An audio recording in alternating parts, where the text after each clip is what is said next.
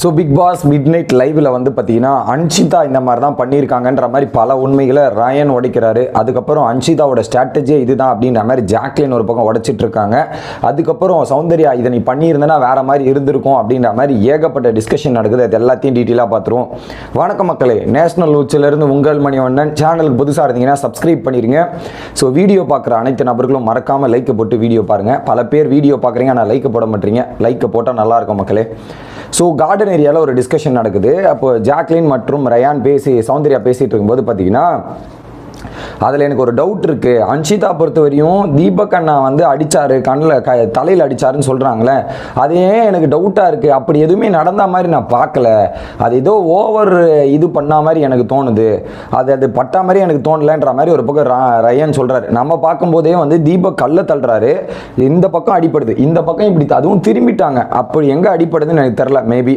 ஆனால் அடிப்பட்டதுன்றது வந்து எனக்கு ட்ராமாவாக தான் எனக்கு தோணுது. அவங்க நடித்த மாதிரி தான் தோணுதுன்ற மாதிரி ஒரு பக்கம் அது உண்மையாக அடித்த மாதிரி எனக்கு தெரிலன்ற மாதிரி ரயன் சொல்றாரு. அது தெரில, ஆனால் அது அவங்க பண்ணது கரெக்டாக ஒர்க் அவுட் ஆயிடுச்சு. அது உண்மையான அடியா இல்லை பொய்யான அடியோ, ஆனால் அவங்க பண்ணது கரெக்டாக ஆயிடுச்சு. ஏன்னா அதுக்கப்புறம் பார்த்தீங்கன்னா அவங்க இது பண்ணதுக்கப்புறம் போய் ஒரு மூலையில் உட்காந்துட்டாங்க. ஸ்டோன்ஸ் யாருமே அவங்க கிட்ட இருந்து நம்ம எடுக்கவே இல்லை. எப்படி ஒரு பக்கம் அன்ஷிதா கிட்ட இருந்து நம்ம ஸ்டோன்ஸ் யாருமே எடுக்கல. அவங்க பில்டு பண்ணிட்டு இருந்தாங்க அதை கட்டிடத்தை. அவங்க ஓரமாக போய் உட்கார்ந்தவொடனே என்ன ஆச்சு, எல்லா கல்லும் அவங்க நான் அடிக்கிட்டோம், நம்ம யாருமே அட்டாக் போல. அது ஒரு ஸ்ட்ராட்டஜியாக பயன்படுத்திட்டு யூஸ் பண்ணிட்டாங்க. நாளைக்கு ரொம்ப ரொம்ப கான்சியஸாக இருக்கணும், கேமில் நம்ம ரொம்ப கான்சியஸாக இருந்து கேம் பிளே பண்ணணும், முத்துக்குமார் கிட்ட பிளான் பண்ணி இதெல்லாம் பண்ணிடலான்ற மாதிரி டிஸ்கஷன் போகுது அந்த இடத்துல. யார் யார் ஹோல்டு பண்ணலாம் போது ஒரு பக்கம் வந்து மஞ்சரி அன்ஷிதா ஹோல்டு பண்ணுவாங்கன்ற மாதிரி. ஸோ இப்போ ஜாக்லின் இந்த இடத்துல போன வீடியோவில் நீங்கள் பார்த்துருப்பீங்க, முத்துக்குமார் அப்படி பேசியிருப்பார். இந்த இடத்துல ஜாக்லின் டீம் வந்து என்ன பண்ணுறாங்கன்னா முத்துக்குமார் கிட்ட தான் அலைன்ஸ் இருக்குது அப்படின்ற மாதிரி தான் இங்கே டிஸ்கஷன் பண்ணுறாங்க. அந்த டீம் கூட போக வேண்டாம், அன்ஷிதா கூட போவேன்னா இங்கே இருக்கலாம் அப்படின்ற மாதிரி தான் அலைன்ஸ் நான் பார்க்குற வரையும் பேசியிருந்தாங்க. ஓகே, இதில் ஏன்னா அங்கே எக்ஸாம்பிள் வருது. அது மட்டும் இல்லாமல் அது நிறைய விஷயங்கள் இவங்க பண்ணுறது எல்லாமே இப்படி தான் இருக்குன்ற மாதிரி பல விஷயங்கள் அப்படின்னு சொல்கிறாங்க.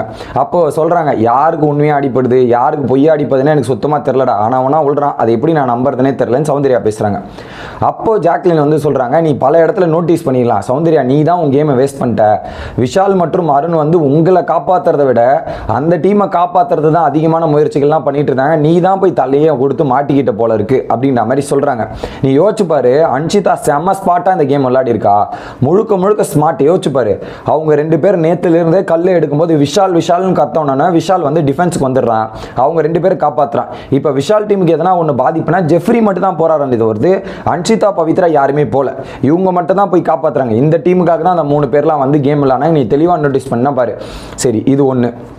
ரெண்டாவது இது இருக்குல்ல, அந்த கன்வேயர் பெல்ட்டில் போய் எடுக்கும்போது கூட ரூல் பிரேக் பண்ணது யார் அதிகமாக? அந்த டீம் தானே ரூல் பிரேக் ஹெவியாக பண்ணாங்க. 2 காலை உள்ளே வச்சு தான் அதிக கட்கள் எடுக்கிறாங்க. அதே அவங்க ரூல் பிரேக் ஃபாலோ பண்ணனா அப்படி தான் எடுப்பேன், என்ன பண்ணுவேன், எப்படி பண்ணுவேன்ற மாதிரி கேட்குறாங்க. இதே நம்ம பண்ணியிருந்தா அது ஓவராக பேசியிருப்பாங்களே, அவங்களால அப்படி தான் எடுக்க முடியுன்றது தப்பை வந்து சரி மாதிரி பேசிகிட்டு இருக்காங்க. அது மட்டும் இல்லாமல் அந்த இருக்குல்ல, அந்த கட்டிடம் கட்டினாங்கல்ல, கோட்டை கட்டும் போது அந்த கோட்டைக்குள்ளே கல்லை வச்சதெல்லாம் நான் பாட்டிட்டு கேள்வி கேட்டால் என்ன பண்ணுவீங்கன்ற மாதிரி திரும்ப அந்த மாதிரிலாம் பேசுகிறாங்க.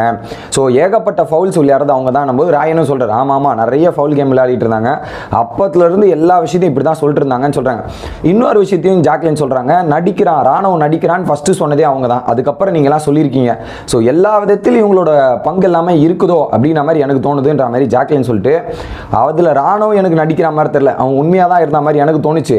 ஆனால் இந்த இடத்துல அன்ஷிதா நடிச்சிருப்பாங்களோ, அன்ஷிதா இது பண்ணியிருப்பாங்களோ, பார்க்கும்போது எனக்கு அப்படி தான் தோணுதுன்ற மாதிரி ஜாக்லின் அன்ஷிதா நடிச்சிருப்பாங்கன்ற மாதிரி நினைக்கிறாங்க. பட் எனக்கும் அந்த விஷுவல்ஸ் பார்க்கும்போது அப்படி தான் இருக்குமோன்றது எனக்கு தோணுது. ஆனால் ராணுவோட மேட்டரில் எனக்கு அப்படி தோணல. ஆனால் இதில் எனக்கு அப்படி இருக்குமோன்ற மாதிரி எனக்கு பல தோணல் வருகிறது அப்படின்றது பார்க்குறேன். நான் வீடியோலேயே சொல்லியிருப்பேன், இது ஒரு பக்கம் நடக்குது. அப்போ வந்து சொல்லுவார் யார், ரயன் சொல்லுவார் சௌந்தர்யா கிட்ட, நீ ஏன் இந்த கேமில் ஒரு பெரிய முட்டாளாக இருக்க, புரியாமல் இருக்கன்னு உனக்கு புரியுதா சவுண்டு? ஒன்றும் இல்லை, அதில் பார்த்தனா அந்த ரெட் டீமும் பிங்க் டீமும் வந்து அட்டாக் பண்ணிங்க. விஷால் மற்றும் அருண் யாருக்கு கல்லை தூக்கி போட்டாங்க? மொத்த கல்லையும் தூக்கி அன்ஷிதாக்கு போட்டாங்க. அந்த கல்லெல்லாம் உங்கள் பக்கம் எடுத்துருந்தா நீங்கள் வின் பண்ணியிருக்கலாமே, நீங்கள் அந்த கேமில் சஸ்டெயின் பண்ணியிருக்கலாமே, நீங்கள் ஏன் பண்ணல?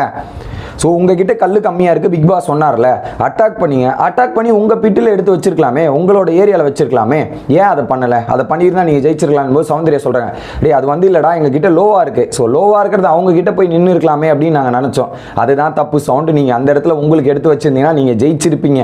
அதுதான் பாயிண்ட். அவங்கள ஃபோக்கஸ் பண்ணாங்களே தவிர்த்து உங்களை ஃபோக்கஸ் பண்ணல, உங்களை ப்ரியாரிட்டியிலே வைக்கல. அதில் நீ தான் தனியாக போய் மாட்டிக்கிட்டு இந்த மாதிரி நடந்துருச்சு. இதில் குறிப்பாக இன்னொரு விஷயத்தை ஹைலைட் பண்ணி பாருங்கள். அதில் 2 ஏரியா, ஒரு பக்கம் ப்ளூ பேஸும் பேஸும் அங்கே ரெட் பேஸ்லேயும் ஒரு கல் இல்லை. நான் தான் போயிட்டு அந்த ப்ளூ பேஸில் கல்லுலாம் எடுத்து வச்சேன், ஒரு கல் வச்சேன். இப்போ அந்த கல் வைக்காமல் இருந்தால் ஒரு வேளை 2 டீமும் எலிமினேட் ஆகிருக்கும் போல், இந்த மாதிரிலாம் நடந்திருக்கும் போல் அப்படின்ற மாதிரி ஒரு விஷயத்தை சொல்கிறார். ஓகே, அடுத்ததாக பார்த்தீங்கன்னா ஒருவேளை அந்த கல் வைக்காமல் இருந்தால் ஜாக் எலிமினேட் ஆகிருப்பாங்களோ ப்ளூ டீம் அப்படின்னும் போது, டே என்னடா இப்படிலாம் பேசுகிறேன்னு ஜாக்லின் பேசிட்டு, அது வந்து நீ பண்ணணும்னு நினச்சா பண்ணியிருக்கலாம், பட் என்னென்னா அது இன்டென்ஷனாக பண்ணா தப்பாயிரும்டா, அது இன்டென்ஷனாக நம்ம பண்ணக்கூடாது, அது தப்பாயிரும், அது ரொம்ப ரொம்ப இது ஒஸ்டடா அப்படின்ற மாதிரி ஒரு பக்கம் ஜாக்லின் சொல்லுவாங்க. இன்டென்ஷனாக பண்ணால் தப்பு, இது தெரியாமல் நடந்ததா ஓகே, தெரிஞ்சே நம்ம போய் பண்ணுறதுலாம் தப்புன்ற மாதிரி டிஸ்கஷன் போகும். ஸோ அவங்கள பொறுத்தவரையும் டீல் வந்து எல்லோ டீமும் மற்றும் ப்ளூ டீம் கிட்ட டீல் வச்சுட்டு ஃபைனலாக அடிச்சுக்கலான்றது தான் ஜாக்லினோட டீமோட ஸ்ட்ராட்டஜியாக இருக்குது அப்படின்றது தான் நம்மளால் பார்க்க முடிஞ்சு. அந்த இடத்துல அவங்க பேசும்போது சொல்கிறேன், நாளைக்கு நான் இந்த வீடியோ இன்னைக்கு பார்ப்பீங்களே, அன்னைக்கு ஜாக்லின் முத்துக்குமார் கிட்ட என்ன டிஸ்கஷன் நடக்குதுன்றதை வெயிட் பண்ணி பார்க்கணும். இது ஒரு பக்கம். ஓகே, அடுத்து என்ன பண்ணுறாரு விஜய் விஷால், பல விஷயங்கள் சொல்கிறார். இன்றைக்கெலாம் டாஸ்க்லாம் பார்க்கும்போது எனக்கு பயங்கரமாக இருந்துச்சு. குறிப்பாக நான் குளிக்க போகும்போது தான் எனக்கு தெரியுது, குளிக்க போகும்போது நான் சோப்புலாம் போட்டு குளிக்கும் போகும்போது தான் தெரியுது, மூஞ்சி கை கால் என் 2 எல்போலாம் செம காலி, எல்லா இடத்துலையும் எரியுது. அப்போ தான் புரியுது இவ்வளோ அடி வாங்கியிருக்குமான்னு ரியலைஸே பண்ணேன், அந்த அளவுக்கு இருந்துகிட்ருக்கு அப்படின்றதையும் சொல்கிறார். அது மட்டும் இல்லாமல் நான் நாமினேஷன் கெஸ் பண்ணுறதுலாம் கரெக்டாக இருக்கும்பா, எவிக்ஷன் கெஸ்லாம் நான் கரெக்டாக பண்ணுவாரானோ, எல்லாமே இது வரைக்கும் கரெக்டாக நடந்திருக்கு. போன வாரம் நான் தான் சொன்னேன் சத்யா வாய்ப்பு இருக்குன்னு, தர்ஷிகா வாய்ப்பு இருக்குன்னு, அது எல்லாமே அக்யூரேட்டாக நடந்துச்சு அப்படின்ற மாதிரி அங்கே ஒரு பக்கம் சொல்லிட்டு இருக்காரு. அப்போ இன்னொரு பக்கம் ராணுவ ஃபீல் பண்ணுறாரு, எல்லாரும் என்ன சிம்பத்தி பார்ப்பாங்களா, சிம்பத்தி இதுவாகுமா அப்படின்ற மாதிரி பேப்பாரு. உடனே விஷால், சிம்பத்தி பார்த்தாலாம் நீ வீட்டுக்குள்ளே இருக்க மாட்டேறானோ, இந்த வாரமே நீ சிம்பத்தி பார்த்தா வீட்டு விட்டு வெளியே போயிடுவேன், அதுதான் ஃபேக்ட்டு, அதுக்கேற்ற மாதிரி நீ இருக்க மாட்டே அப்படின்னு சொல்கிறாரு. ஆனால் விஷால் அவர்களே, சிம்பத்தியால் எவ்வளோ ஓட்டு உழுது தெரியுமா, எங்கேருந்து எங்கே ஷிஃப்ட் தெரியுமா, இங்கேருந்து ராணுவ இங்கே வந்துட்டேன் அப்படின்ற மாதிரி சருன்னு தப்புன்னு ஒரு 4 பேர் கீழே இருந்தவர் 4 பேரை தாண்டி 2வது இடத்துல வந்திருக்கிற அளவுக்கு சிம்பத்தி ஓட்டா மாறி இருக்கு, ஒன்றும் சொல்றதில்ல. அதுலேயும் இன்னொரு ஹைலைட்டான விஷயம் சொன்னார் என்னன்னா, இந்த ஷோவை தாண்டி, இந்த ஷோவை பார்க்கறதுக்கான ஆடியன்ஸ் இருக்கு, இந்த ஷோவை தாண்டி நிறைய ஆடியன்ஸ் இருக்கு, அந்த ஆடியன்ஸ் தான் எனக்கு பார்க்குறாங்க, எனக்கு அந்த அளவுக்கு ஓட்டு வருதுன்னா இதெல்லாம் தான் காரணம் அப்படின்ற மாதிரி விஷால் பேசுறாரு. ஒன்றும் சொல்றதுக்குள்ள விட்டுருங்க அப்படின்றத எனக்கு தோணுச்சு. அப்போ ராணுவ சொல்றாரு, எனக்கு சௌந்தர்யா சொன்னதில் இன்னும் அப்செட் ஆயிடுது, காலில் வந்து கூட அவ திரும்ப வந்து ரியலைஸே பண்ணாமல் திரும்ப அப்படி சொல்லிட்டு இருக்கா, எனக்கு சுத்தமாக பிடிக்கல, எப்படி அதெல்லாம் பண்ண முடியும், எல்லாரும் வெளியே ஏதோ ஒரு விஷயத்தில் வெளியே ரீச் ஆகணும் தான் தெரியும்ன்றதானே பண்ணுவாங்க, எப்படா அப்படின்ற மாதிரி திரும்ப பேசுறாரு. அப்போ விஜய் விஷால் சொல்றாரு, டே இந்த வீட்டை பொறுத்தவரையும் அழுகை, சிரிப்பு, சோகம், சந்தோஷம் இது எல்லாத்தையுமே சந்தேகத்தோடு தான் இந்த வீட்டுக்குள்ளே பார்ப்பாங்க, இந்த வீட்டுக்குள்ளே எல்லாமே சந்தேகத்தில் தான் பார்ப்பாங்க, அது தப்போ சரியோ நமக்கு கிடையாது, ஆனால் வீட்டுக்கு வெளில இருக்கிற மக்களுக்கு தெரியும்டா, நீ நடிச்சுன்னு தெரியும், சிரிச்சுன்னு தெரியும், கோவப்பட்டன்னு தெரியும், எல்லாமே மக்களுக்கு புரியும், நீ ஃபீல் பண்ணாத, மக்கள் விஷால்னா இப்படி இவனா இப்படின்ற மாதிரி அழகாக கணிச்சு வச்சிருப்பாங்க, நீ ஃபீல் பண்ணாதன்ற மாதிரி ராணுவ கிட்ட சொல்லிருக்காரு. அடுத்து அன்ஷிதாவும் விஷாலும் மஞ்சரி கிட்ட இந்த ஸ்ட்ரகிளை பற்றி, அன்ஷிதா என்னென்னலாம் பண்ணாங்க அப்படின்ற ஒரு டீட்டெயில் டிஸ்கஷன் நடந்து எல்லாரும் தூங்க போயிட்டாங்க. ஸோ அவ்வளோதான் மக்களே, பாய் கைஸ்.